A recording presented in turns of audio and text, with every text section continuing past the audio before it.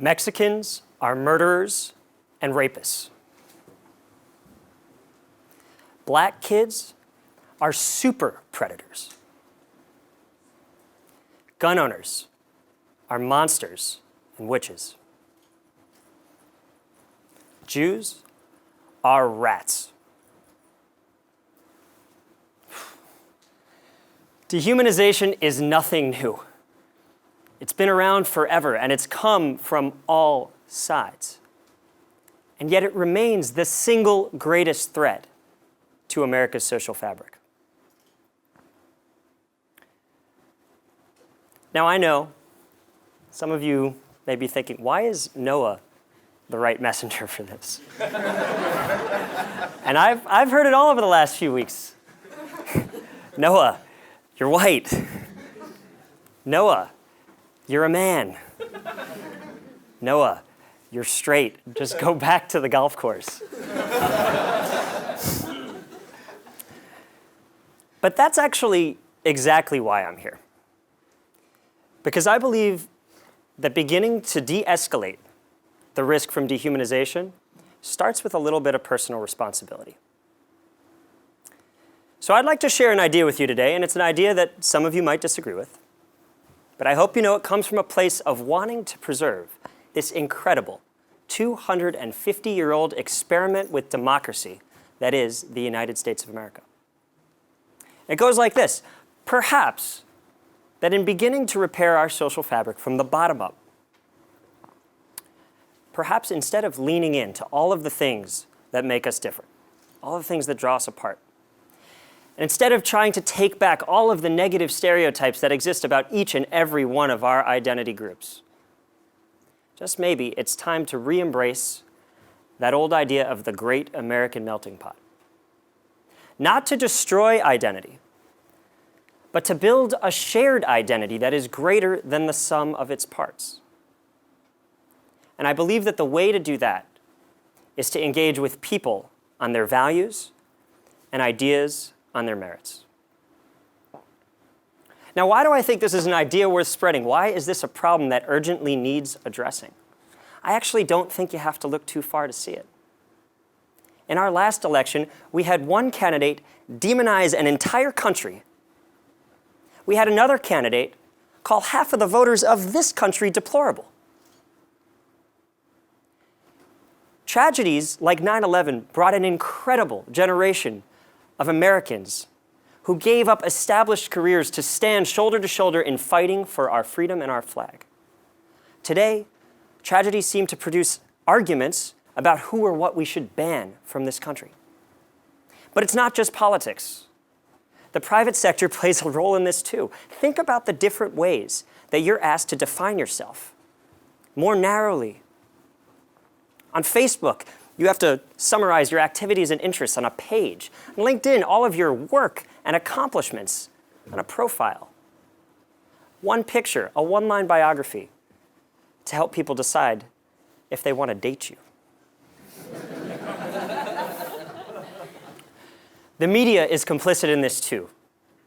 It's gotten to the point where all that's covered seems to be complete and utter outrage or strict adherence to political correctness. And political correctness comes from both sides.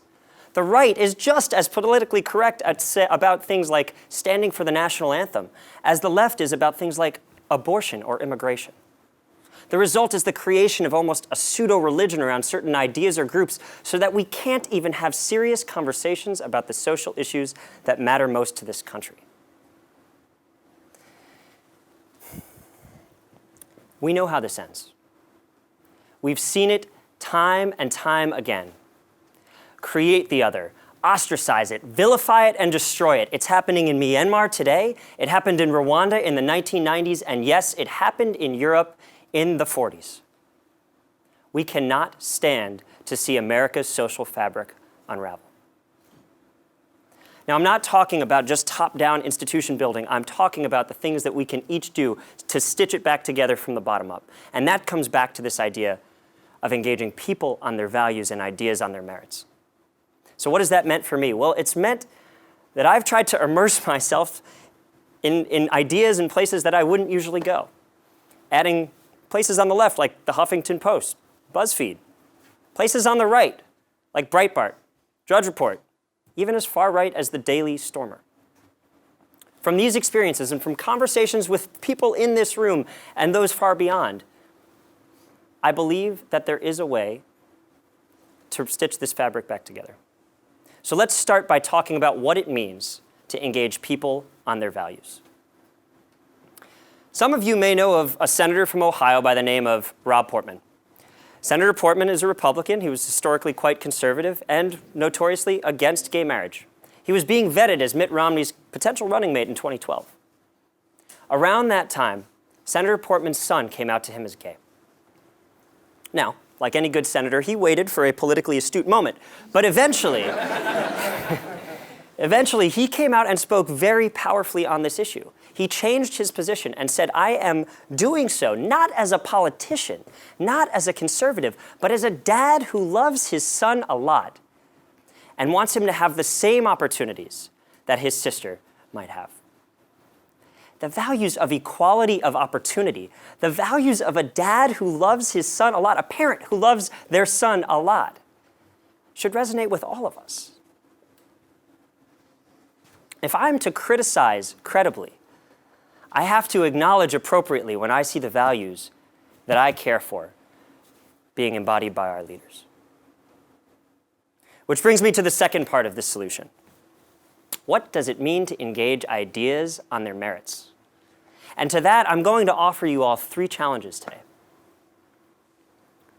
The first, put down the pitchforks. Step back from the politics of blame. This is much easier said than done. I fall victim to this all the time. It is so easy to vilify. It is so easy to express anger. But the reality is, it doesn't work. It pushes people's backs against the wall. It makes them feel like they're defending closely held identities and beliefs. It actually produces the cycle of radicalization. Which leads me to my second challenge. Forgo labels. See if you can go a week without using words that end in IST or ISM, those is and isms. They're easy to throw out.